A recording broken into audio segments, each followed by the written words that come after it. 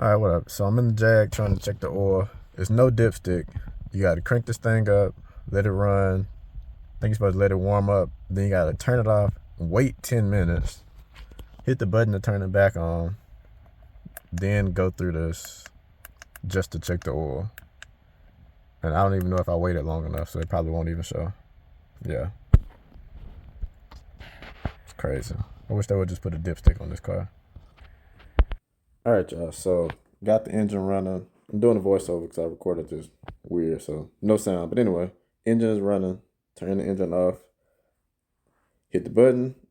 Turn the accessory mode. As you know, you're supposed to wait 10 minutes before you can actually check the oil level.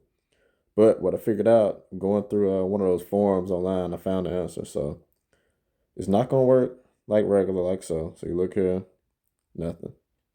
What you have to do is pop the hood. Once you pop the hood, cycle through everything on here again.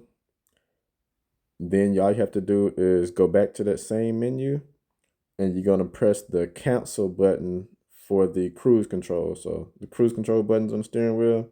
So cancel button on the back. Hit that button right there. You should be able to check the oil no matter how soon it's been since you turned the car off. So yeah, got to put some oil in here.